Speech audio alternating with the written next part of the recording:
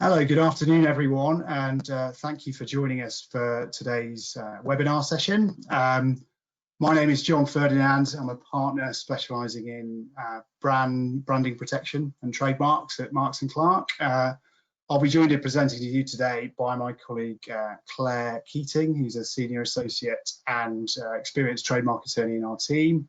So Claire, perhaps you can give a short wave just to sort of introduce yourself. Very good. I'll also be joined invisibly by my colleague Kieran Sandhu, who will be facilitating questions at the end, just to sort of warn you if you hear a sort of strange and unfamiliar voice at the end of the session. Then she'll be helping us with that. Just a couple of housekeeping points before we start. The first is that, like maybe the case with a number of you, we're working from home, so therefore dependent on the joys of home Wi-Fi and internet connection. So please do bear with us if there are any issues in terms of the sound or picture quality in that respect. We will be very interested in hearing questions from you on any of the aspects of the topics we're going to talk about. We'll cover those questions at the end of the presentation, so we've got time to go through the themes initially. And during the session, if you do have any questions, please put them in the chat box that you'll see on the right hand side of your screen under a drop down, so that we can look at those then. Okay, very good. So in terms of the topic today, understanding the IP landscape, a trademark searching masterclass, this really stems from questions we get asked very commonly by clients around the question of coming up with a new name. So they might come to people might come to us and say, can we use and protect this trademark? And occasionally they might even say, we're already using this trademark, can we protect it? And we're conscious that on occasions in the past, clients may have had to rebrand, come up with a new name because of legal issues around selection of that name. Which obviously causes a lot of hassle, expense, and sucks up a lot of management time at the business. So the purpose of the session today is really to help you get a full sort of picture of what the issues are at a very high level, so that you have an awareness of those during the process of selecting and developing a new product or service name. And hopefully that'll lead to you being able to select and adopt a new name in a stress-free and pain-free manner as possible. And we'll also just go through some initial searching and research that you can do yourselves as a starting point through freely available tools online to help sort of start that process. Okay, so that's the sort of session in general. We'll just move on now to just giving a quick overview of what the specific subjects are going to be covered. So firstly, obviously, we need to give you an understanding of what trademarks are from a legal perspective at a high level. I would stress that we're really focusing on the legal aspect here, and I know I'm conscious that a number of the people on the call are specialist marketing professionals and have a much better idea than me about commercially what a trademark is. But from a legal perspective, we'll just briefly introduce that subject and go through what a trademark means legally. We'll look very quickly at what the process of protecting a trademark involves, and also the scope of protection that you get if you decide to protect a mark. We'll look at considerations you may have or you should bear in mind when you're going through the process of choosing a trademark. We'll then introduce the idea of what kind of trademark searching you can conduct before doing that. And we'll give you an example of a trademark search taken from a case study type scenario. And then finally, we'll just wrap up with a summary of some of the considerations you need to bear in mind at what points during the process of developing a new product or service and coming up with a new name for that. And finally, as I mentioned at the beginning, we'll just go through some questions at the end. We're very interested in hearing your feedback, so please don't be shy about posing any questions. We've built in time for that, and if there are any questions that we don't have time to get to in the session, we'll certainly be sure to cover those afterwards in writing. Okay, so thank you very much. The next, so we'll just have a look quickly then at what a trademark is. So From a legal perspective, this is often defined as a badge of origin. Okay, but more broadly, if you think about this as anything about the branding or the way a product or service is promoted, that enables the user or the consumer or the customer to identify who the brand owner is. So there's a number of different examples of that, and we'll just cover a few now, with some just about to appear on the slide. This session is really just going to focus on word marks, because they're the easiest to do sort of research and due diligence on, and also it's the most common form of trademark. So we've got an example there. Google, the word Google is registered as a trademark. There are some more unusual examples. So you've got there's a block of colour there, the colour purple. Now that's subject of trademark protection by Cadbury, has been the subject of trademark protection and actually some disputes over the years with other entities in the past. But it just gives you an idea that in theory you can also protect a particular shade of colour as a trademark. The next example is Intel Inside, not the word or the logo as such, but the sound, the jingle, the Intel Inside jingle, which I will refrain from impersonating now, is protected as a registered trademark. And it's just an example of another way in which brands communicate with their audiences as technology changes over time. Another couple of examples there are the Coca-Cola bottle. The Coca-Cola bottle is actually subject to a number of forms of trademark protection, including design protection, but in particular, Coca-Cola has protected various shapes of the Coca-Cola bottle as a trademark over the years. You've got the increasingly familiar these days in the current situation Amazon logo, which is also an example of a registered trademark for a particular logo. And finally, the other, probably the most obscure version we've got there is a picture of an Apple store. So Apple has actually protected the layout of their stores, because from their perspective it's so readily associated and exclusively associated with them, the general layout of the store, that it's worthy and subject of trademark protection. So that's another example of a way in which a brand has decided to protect not just the appearance of its products or packaging, but the actual layout of their store in general as a trademark. And while that image there is of the store with the Apple logo on the front and in colour, Apple have actually sought registration of that in line drawing form, so not limited or being affected by the colours or the other images in the picture there. Okay, so we've covered the idea of what is a trademark. So what's the process of actually protecting a trademark? Well, in order to protect a trademark, the best way of doing that is through registration. So registering the mark as a trademark, and that's done at the Intellectual Property Office. In order to protect a mark, you have to file an application, which needs to include what the mark is. So we covered a number of different forms, but for example, the logo, the word, or the image, whatever you cover with the application defines the scope of protection. You then also have to cover a description of goods or services, and they're categorized in different classes. So the purpose of this is you've got the idea of what the trademark is in general terms, but that needs to be attached to a specific product or service range in order to have protection. And we've introduced the idea of classes here. So in particular, in the context of searching, which this presentation is designed to cover, all goods and services covered by trademark registrations are categorized under an international classification system of 45 different classes. And as you can see there, classes 1 to 34 cover goods. So for example, software in class 9 or clothing in class 25. But they also cover services from classes 35 to 45. So that, for example, might include retail services, business consultancy services, or it might cover maintenance, repair, or installation services. So in order to register the mark, you have to cover the mark itself and a description of goods and services that you intend to use the mark for and you want protection in respect of.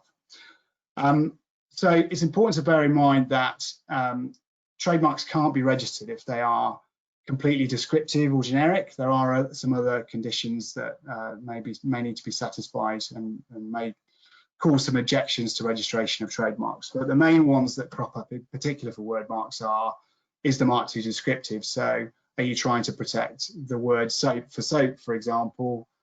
It wouldn't be possible to do that, because the idea is that everyone should be entitled to use a completely descriptive mark so that they can actually do business and describe what their products or services are.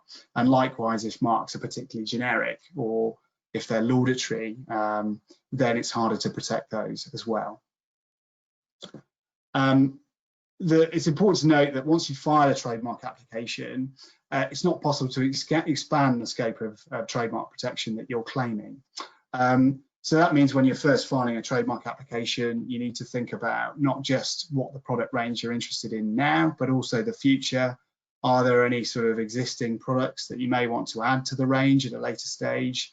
Are there any associated services that you may want to provide in relation to the products, or you may want to prevent others from using the mark in relation to? Well, you need to try and cover those if you can at the starting point of filing a trademark application. It's also the case, importantly, that trademark registrations are subject to use requirements in order to be fully enforceable. And so if a mark has not been used for a period of 5 years in the UK or the EU, for example, then it is not possible to enforce rights in that mark. Or if use has only been made in relation to a small category of particular products, then the protection would be limited when it comes to trying to stop anyone else trying to use that or a similar mark. Okay, so there's just some important points to bear in mind when it comes to the process of trademark protection, what you need to cover, what considerations to bear in mind. So we talked about what trademark registrations are and that they provide some protection, but what is that scope of protection?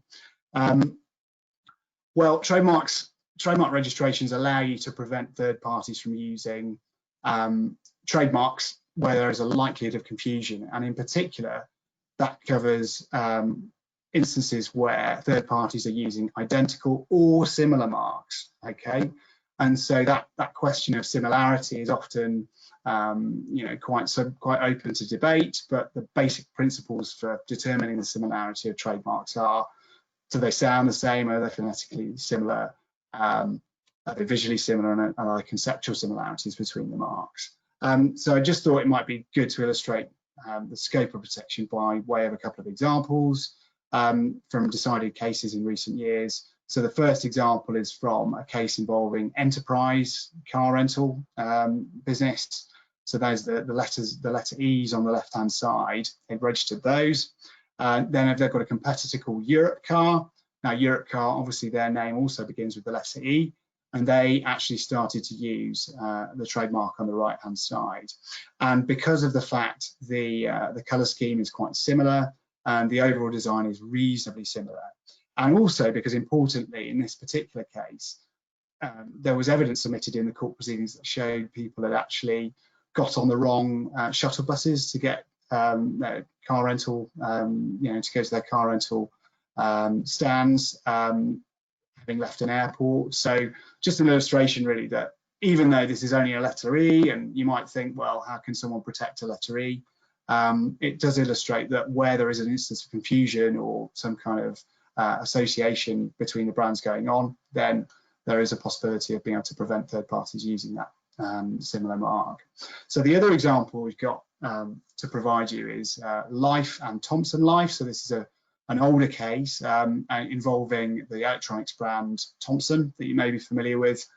They started a new product range called Thompson Life, but there was an earlier trademark registered for the word life. And again, even though it's not the most original word, it's a word in the dictionary that might have some relation to the particular products in question. It was held in that case that even though the word Thompson was combined with the word life, there was still a possibility of confusion, and that marks were sufficiently similar to be caught by the rights of the earlier life mark. So you've got so the scope of protection then is determined not just by the similarity of the trademarks, but also in relation to the goods or the services that are covered. And so again, if you've got a trademark that is similar or identical to your mark and used in relation to identical or similar goods, then it can infringe the rights of the earlier trademark. So, for example, of what similar goods might be, general way of considering that is, are the customers the same? Are the channels of trade the same? Are the similar end users of the products or services? So in this particular example, we've got clothing and accessories products, which might be considered similar because they're sold in the same stores. But it's common for brands both to sell clothing and accessory products. And likewise, software on the one hand and software as a service, so software related services. It's common for software providers not only to provide customers with software, but also services that relate to that software. And indeed, in many cases, it's essential or necessary for the owner of the brand for software to also provide software related services, given the way in which technology works. So the first way of thinking about the scope of protection that's enjoyed by registered trademarks is to compare the goods and the services. The other important point to bear in mind in the context of selecting a new brand is that the scope of protection that you will enjoy in a trademark, and that question of whether a trademark is similar, whether the goods or services are similar or not, is also dictated by the nature of the mark itself and whether the mark is descriptive on the one hand or really unusual and inventive on the other. So just sort of trying to illustrate that with this slide, and as you can see, in the center of the circle, the narrowest scope of protection would relate to descriptive marks. So, for example, Premier Inn, example of a well-known brand, but it's completely laudatory of the nature of the services or the products that are being provided.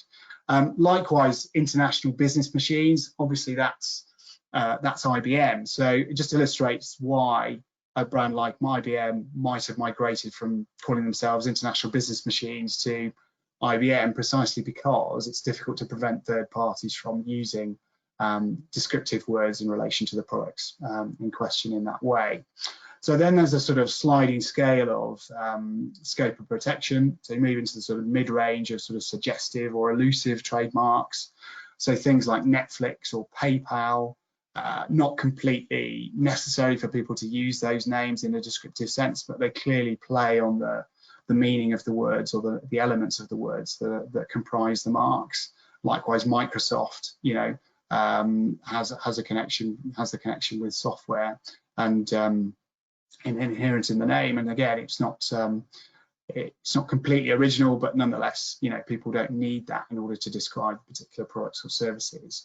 But the broadest scope of protection then relates to completely unusual marks or marks that have no relation to the products or services in question. So, so examples like Pepsi or Nike, particularly distinctive trademarks, there's no need for someone to use those names, I would say, except in relation to the products or services, unless some sort of obscure reference to Greek mythology and the goddess of victory with Nike. The other marks, Apple and Lego. So Apple, obviously, it's a common word, but there's no connection between Apple and the software or electronic devices that are provided by the brand of the same name. So for those kinds of products or services, the scope of protection would be really broad. And Lego, again, completely not understood in a descriptive way, certainly in English. I mean, that is an example of a mark where it actually originates from the combination of shortenings of two Danish words, which mean play well. So potentially more issues in terms of the distinctiveness of the mark in Denmark, but everywhere else in the world, it's a completely unusual mark, and Lego have been successful in challenging use of trademarks in relation to very broadly defined goods and services, precisely because the mark is so distinctive. Okay, so that's giving you an idea of what a trademark is, what's the process for protecting a trademark, and what's the kind of scope of protection that you would enjoy when you actually register a trademark. So then the next slide is really designed to give you a visual representation of the kind of things that are important to bear in mind when choosing a trademark. And if we look at the sort of the above the line, the top sectors of the diagram, that's really all about, the theory of what kind of name you might want to choose. Is it a really distinctive name or unusual name? or is it a descriptive name, and is it somewhere in between? And then the bottom two factors are really important limitations on what you're going to be able to do in order to create a viable product offering or service offering. You've got the very important commercial factors around, is the brand going to be suitable for this particular market or this customer base? And then importantly, from our perspective at least, the legal perspective of, is the brand too similar to third-party marks for it to be without risk, and for there to be some risks associated with using that mark, or limitations of what you can do with it? So if we look quickly at the top half of the diagram, the more unusual or the more inventive the name, the easier it will be to protect potentially, the more memorable it will be to consumers, and it may also be easier to extend the product range under that brand, precisely because it is unusual and people will associate it exclusively with you. The trade-off for that is obviously that if you use a name that's very unusual or inventive, then it may be harder for customers to work out what the product is simply by looking at the name. And that might be really important in fast-moving consumer goods industries, or in industries where consumers have a very limited time in order to make a buying decision about what kind of product they want. And there are other factors that obviously relate to different industries. So from a legal perspective, the point is, the more unusual or inventive a product name is, the more likely it is that the scope of protection you will get will be broader, and your ability to prevent third parties from using similar marks will be greater. So by contrast, if you choose a descriptive name, there are some positives to that, in the sense that from your perspective, you might feel that consumers need a name that enables them to work out at least something about what the product or the service does, to make it more attractive, especially if they're not familiar with the mark to begin with. So there are advantages to that, but the concern or the downside of that is that the more likely it is, it's going to be difficult to protect that mark, and certainly the scope of protection you do get will be much more limited. So these factors really depend on the nature of the product or service, the company's plans for a brand, the nature of the marketplace. But it's just important to bear in mind that the more unusual, the more inventive a product name is, the more likely it is you'll be able to obtain broader protection in that, and potentially allow you to get more sort of legal exclusivity on that name. Okay, so I'm now going to hand over to Claire, who's going to talk about trademark searching, and bearing in mind that idea of the bottom right-hand quarter of the diagram, similarity to third-party trademarks. So Claire's just going to give you an introduction to that topic and a bit of an example of a search from a case study experience. Okay. So just an introduction to searches and why we do them. At the forefront, if you use an infringing mark, whether you do that knowingly or not, you could be sued for it. So obviously that's something that you want to avoid wherever possible. Searches, they allow you to commit fully to a brand. It means that you can rule out any risks involved with it. You can see what else is out there. As I say, it helps identify risks with protection. So if there are other similar brands, or the search essentially helps you to determine whether it is a brand that you can enforce. As I say, it identifies possible issues with enforcement. If there are other similar brands already on the registers, it might be that those mark owners don't become aware of your mark, or they don't challenge your mark, but it would also make it more difficult for you to enforce your mark against other parties. And it also gives an insight into marks that competitors are using. Obviously, you don't want to be too close to their branding, but it also gives you an idea of directions that they're heading in, potentially new products that they're looking at, and that can benefit you. There are 3 types of search. So the first is an initial knockout search. This is the sort of search we're going to demonstrate today. And it allows you to just get an overall view on what's on the register, if there is anything that it's clear is going to conflict with your rights. And then the next level is an identical search. This is something that we conduct ourselves. We use a third-party database that has more complex algorithms built into it. The UK IPO search is fairly limited in its functionality, so it won't necessarily reveal everything that's relevant, whereas an identical search would be slightly broader and reveal more potential risk if it's there. And then you have a fault clearance search, which we use an external company who conduct the search for us, and then we analyse the results. And the difference between this and the previous searches is that it looks at identical and similar marks, which cover identical and similar goods, whereas the earlier searches, the identical searches particularly, looked at for identical marks or near identical marks. So when you're looking at conducting a search, obviously you need to determine what goods and services you're looking for, as that determines which marks revealed in the search are actually likely to be problematic. So first point, obviously, what is your core product or service? What is it you're intending to offer under this mark? Then look at things that you or other parties are likely to sell to complement. So, for example, a lot of products now are sold with USB charging cables rather than plugs to actually plug into the wall. And those are the types of goods that would be related to your core product. Maintenance and cleaning kits, delivery services, after-sale services, those are also things that you should potentially consider. And then think about the logical expansion of that area. It may be that your mark is only intended to relate to one product ever, but what's likely for a lot of brands is that over time your interests will change, either with new technology or just a desire to expand your range. So, for example, here you may now be looking at clothing under this brand, but you might want to introduce bags and other accessories further down the line. And it's also worth looking at how your product or service would be sold to the public. So will you be offering sale from your website or from a store, or wholesale distribution, and how that might change in the next 5 years or so. As John said, you can't add goods and services to an application after it's been filed.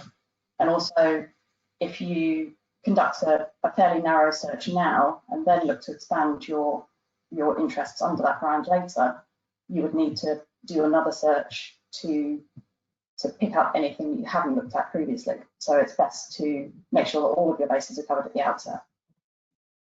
So when you're undertaking the search, there are criteria that I'll show you in a moment. Where there are a large number of results revealed, that doesn't necessarily mean that it's a dead end. There are criteria within the search pages that allow you to narrow down those results and actually focus on the ones that are most of interest to you. So once marks are revealed, you first look at whether the marks are similar. If they aren't similar, then what they cover isn't relevant. Then look at whether the goods and services covered are similar. Again, the marks could be identical, but generally, if the goods and services are completely different, there's unlikely to be any problem. If there is an identical or a very similar mark on the register that covers identical or similar goods, ideally you should look at alternative marks or at least other variations of the chosen mark, which then move you further away from those marks that you've identified. There are some factors that potentially reduce the risk of a mark. So, as John said, a mark that's registered has to be used, and if it's not used in the previous 5 years, then it can't be relied on to challenge the use or registration of another mark. So obviously, the registration date of a mark that's revealed could suggest that it's not as big a problem as it looks on first sight. So moving on to our example search, I work for a cosmetics company.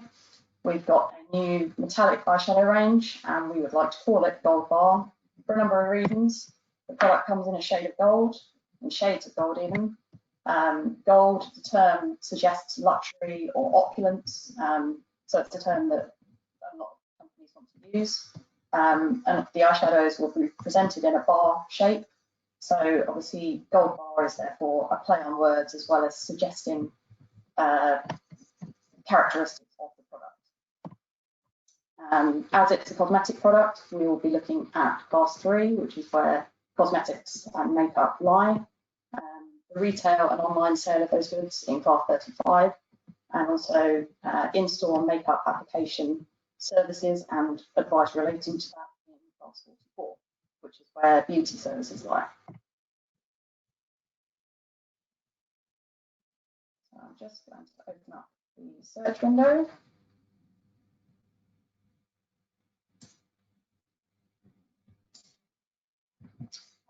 There's a number of ways that you can search. If you know the trademark number that you're looking for, that's the top option. If you know if you're looking for, say, a competitor, you can search by owner name. The example we're going to use today is the keyword one at the bottom there.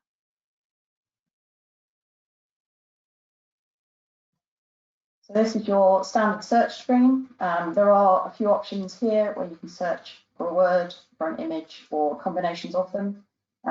The image searches are a little more complex, so today we're just going to focus on a word search. And the next down, again, depending on how exact you want to be in your search, you have a few options, and we're going to stay with similar at the moment. One thing that I do initially when I'm conducting a search is just to update this box at the bottom. Depending on your mark, you may not receive more than 50 results, but if more than 50 are displayed, you obviously want to see as many as you can on one page without having to scroll through them. So I'm going to enter here that I'm searching for. Sorry, introduction here. I'm just going to search for gold to give an idea of the extent to which results can be narrowed down. So there's a pop-up that appears at the top of the screen. The UK IPO search function is limited to 1,000 results. And because gold, like I say, a lot of people use that to suggest luxury or opulence to their product, there are going to be a lot of results. So if I instead input the classes that I'm looking for and select them from the list,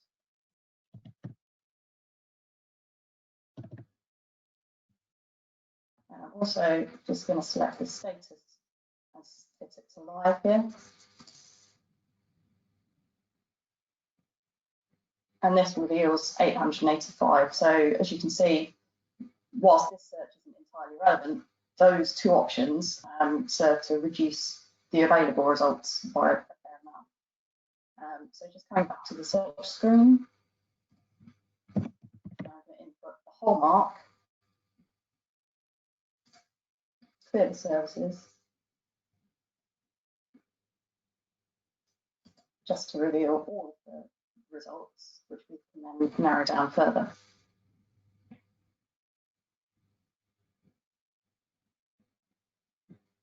So here you've got 12 results revealed for gold bar. The top one doesn't cover any of the classes relevant to us, and it's also shown as expired.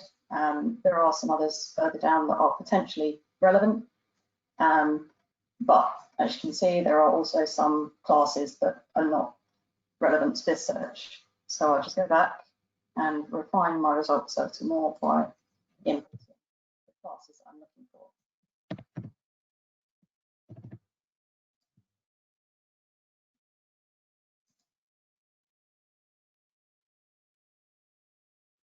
So this then narrows the results to 6 marks. This top mark is shown despite us having selected the live status because it's an EU mark. There is a quirk on the UK IPO search system that it removes UK marks that are no longer live, but it's not able to remove EU marks that are no longer live. This, at the end of the year, will be rectified with updates to the register.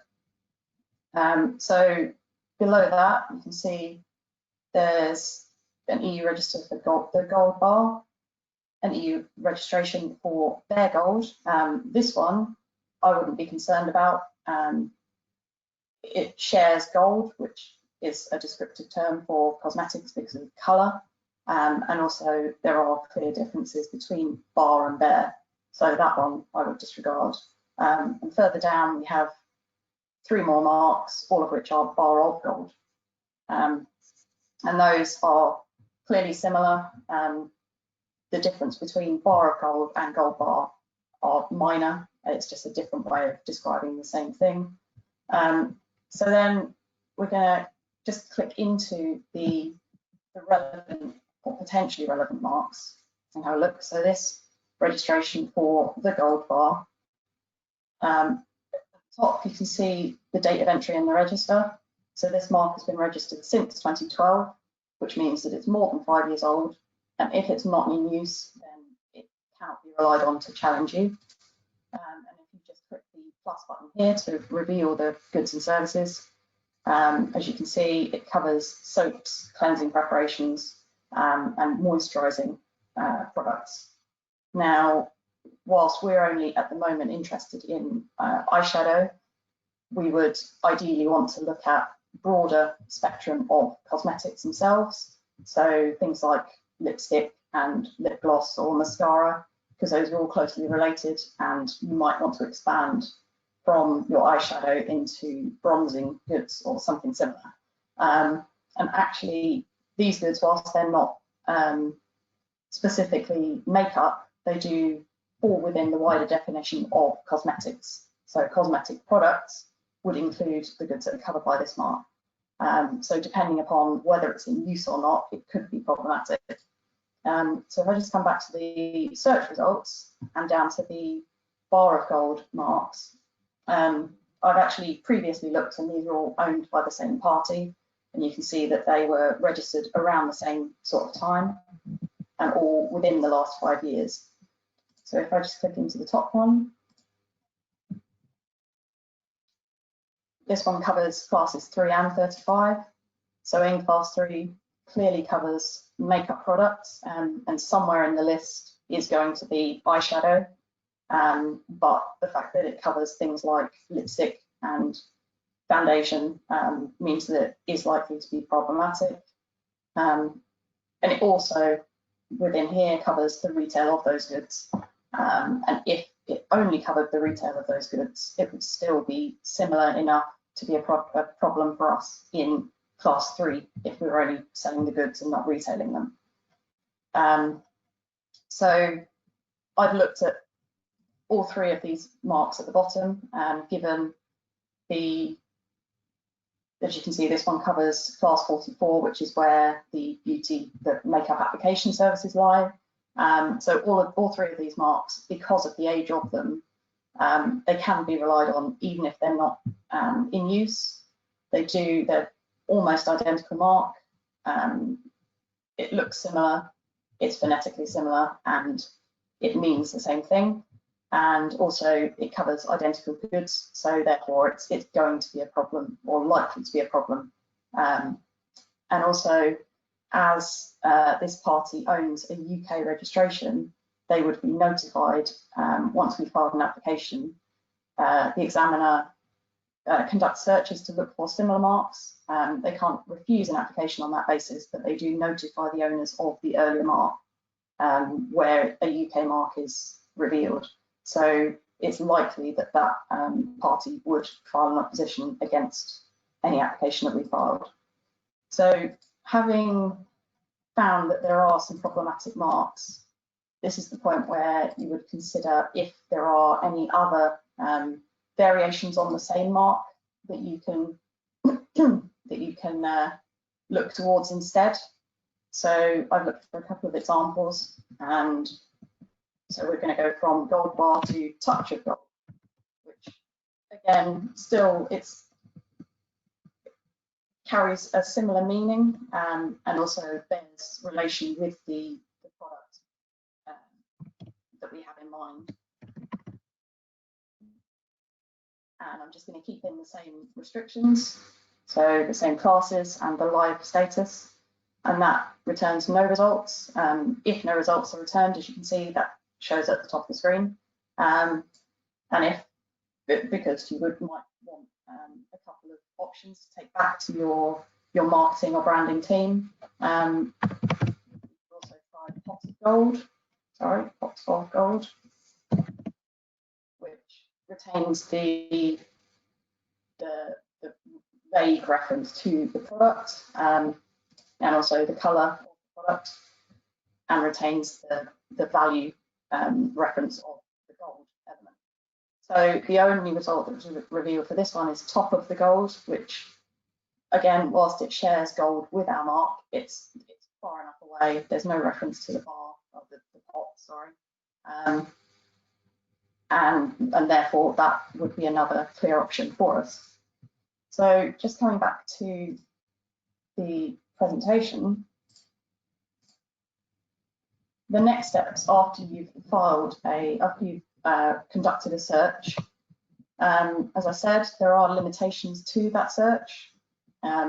Further searches, as were listed earlier in the presentation, it could be advisable particularly if you found marks are potentially problematic, it would be worth speaking to us and having us look into whether those marks are in use, and also the extent to which we can quite often find how litigious a mark owner is. If you're comfortable that the risk level is low, then you should consider filing an application. And if there are potentially conflicting marks, there may be factors that mitigate the risk. Again, looking into the use and the activities of that party. And then just this final slide about the stages of product development. Initially, do you actually need a trademark? Quite often you will have a name for a sub-brand, but you don't necessarily need to protect that. So for example, if you are a cosmetic manufacturer, you might want to protect product names, but not colour names that are used within that product range.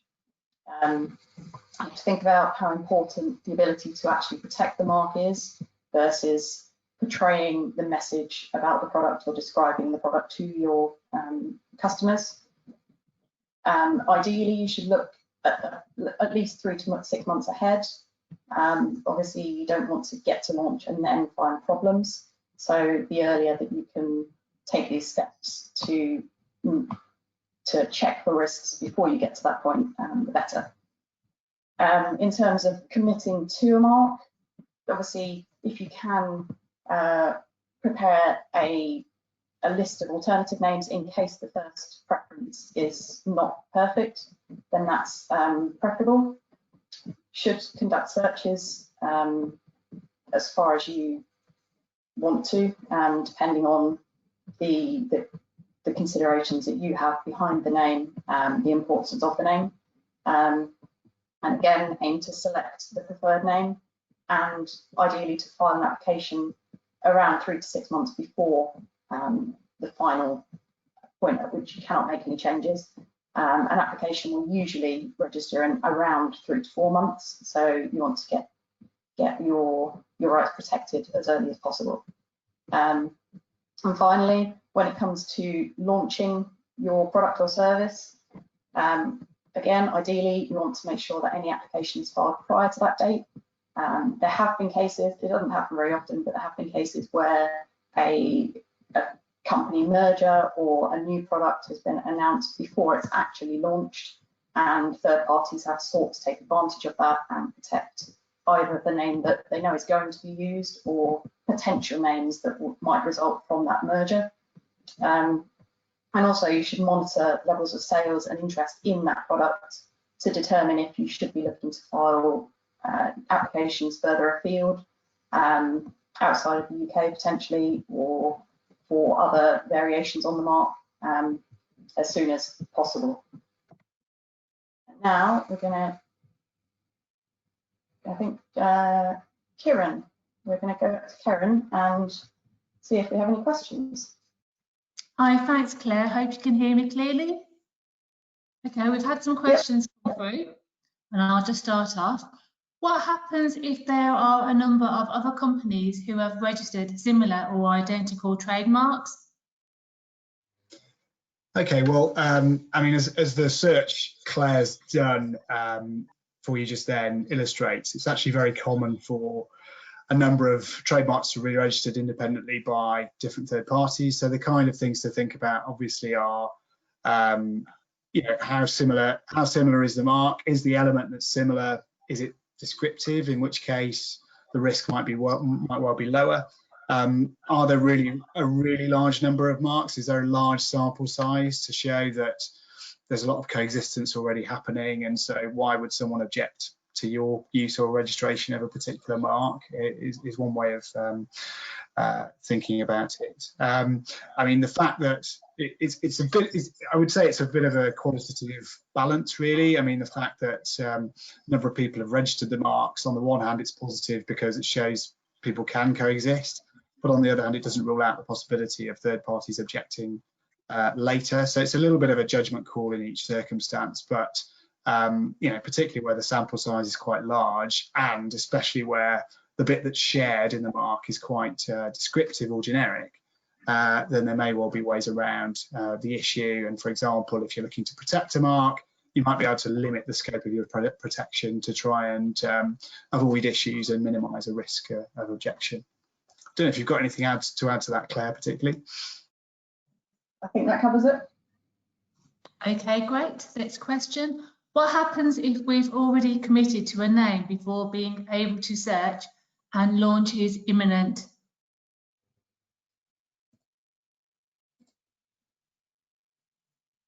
I think I can pick that one up. I mean, essentially, ideally, you would want to conduct the searches and cover your back before it gets to that point.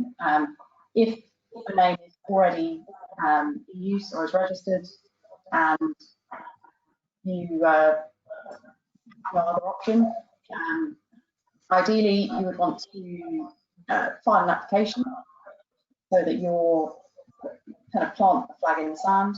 That doesn't mean that it won't be challenged, but that would at least cover your rights as far as possible. But you would always have to bear in mind that the risk of challenge is there. As long as you're using a mark that is already registered or used by a third party, then there is a risk there.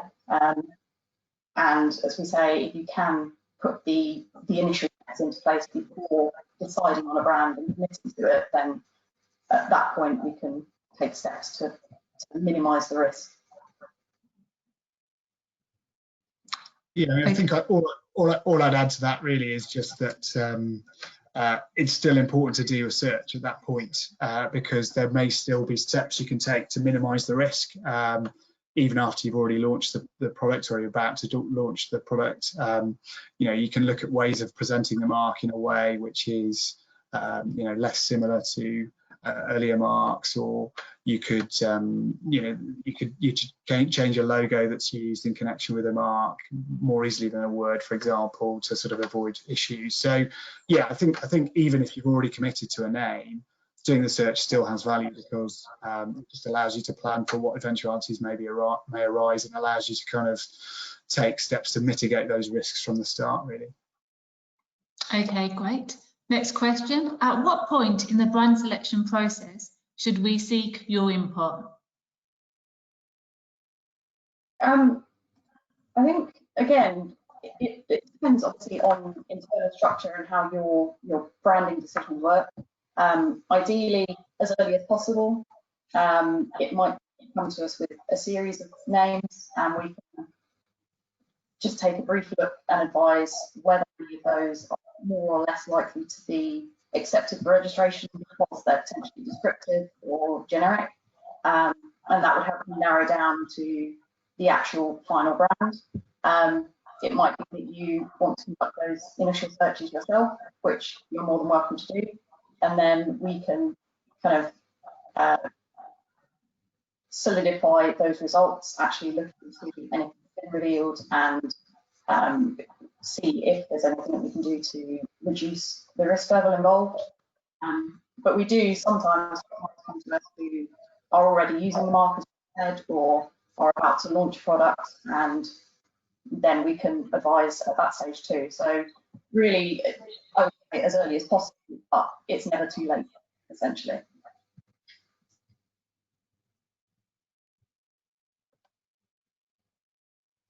Okay. Will Brexit affect trademark searching in the UK? Yeah, I can cover that. So obviously Brexit's coming at the end of the year, and at the end of that, the transition period, it's the case that, so Claire was looking at the search database earlier and showing that there were some EU marks that were there because EU trademark registrations currently cover the UK. In January, that those marks will automatically be extended to cover the UK. So initially, at least, the picture will be quite similar in terms of what marks are an issue now and what marks are an issue, you know, at the beginning of the Brexit period. Where there may well be a quick and immediate change is that it's more likely the owners of those EU marks will be notified if you file an application to register your mark after the 1st of January. So that means that there's potentially a higher risk that people could oppose your application in the UK. And there may be a number of people out there who could, in theory, object to your application in the UK that may not have done previously from a kind of practical reason. So I think for that reason, if you're looking to protect the mark, at least, there's probably a higher risk of opposition from earlier trademark owners, and that may in turn slightly increase the risk to use of marks too. But in that respect, it's probably, you know, the marks that are potentially an issue are the same as they are now. It's just the probability of someone raising an objection may be slightly higher, at least initially. But I mean, I think longer term, it will obviously depend on, you know, how important people see the UK as a market for targeting and to look at challenging or obtaining third-party rights. Okay, great. Can you clarify what the difference between R, trademark and C is? Also, does the UK IPO site only list marks registered in the UK? What are the search sites for international territories? We've had another question that kind of is similar to the search sites for international territories. Somebody else has asked, what are the other databases we should do initial searches for the EU, USA and Australian registrations? I mean, I think the easiest thing for us to do would be to send you links after the session to some of those databases so that you can look at those. Obviously, the way they work and operate is slightly different to the UK database, so it will look a little bit different. So some of the searching that Claire was doing, there'll be slightly different technical ways of looking at that. But we can certainly share those databases for you to look at. Yeah, any other comments on the search databases before we look at the other question about R, TM and C, Claire, do you think? I think, yeah, just to clarify, the UK database shows any mark that has effect in the UK.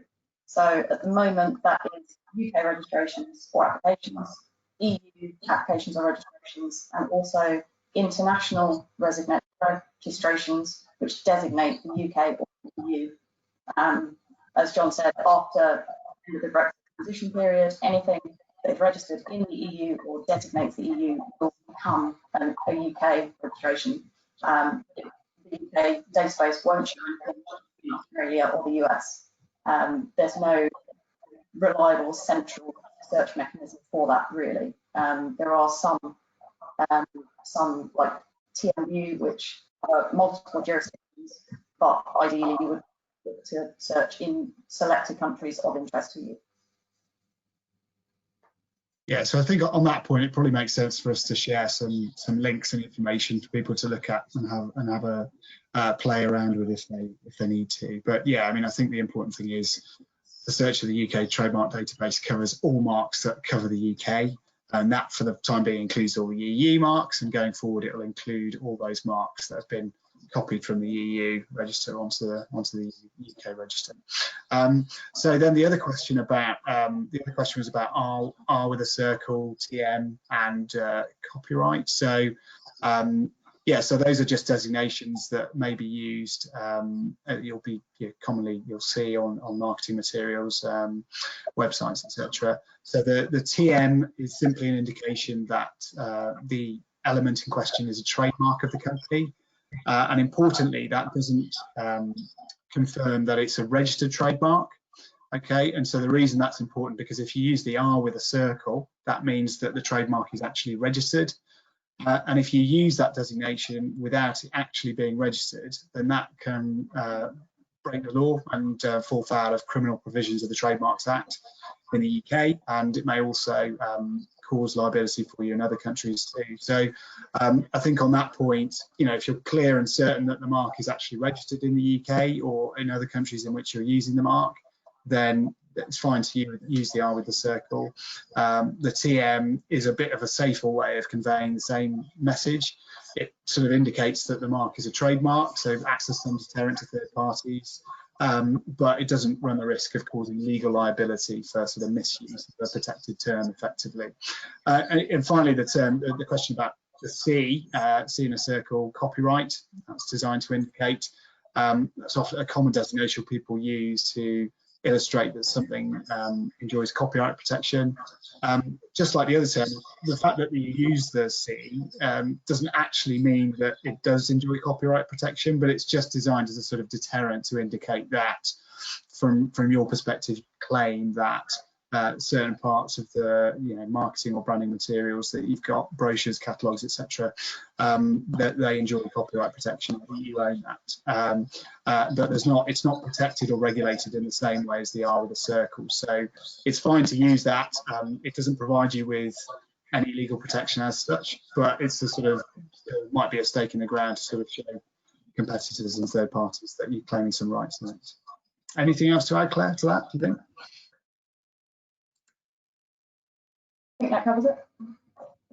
Okay, very good. I mean, I think in that case, we're at the end of our allotted hour. So I think unless there's any issues, we'll just if there are any questions we haven't managed to get to in the time, we'll send you some written answers to those. But very much thank you for attending the session. I hope it's useful. I think the one takeaway message would be, we're not expecting you to be experts in a lot of these subjects, but having some awareness at as early a stage as possible in a product development process will help you save hassle and pain when you come to launching a new product name. So really just being aware of these issues at a high level is the most important point to take away. We'll be sending you a copy of the recording just for housekeeping purposes, along with the answers to any questions and things like the links to the international searching databases that you asked about. And we'll also be looking to do other webinar sessions like this going forward, and we'll be looking forward to receiving any thoughts or suggestions you may have on that. So we'll send you a feedback questionnaire, and we'd ask you to complete that just so that we're able to keep improving and working on these sessions and make sure they're as relevant as possible to you. But otherwise, thank you very much for attending, and enjoy the rest of your day. Thank you.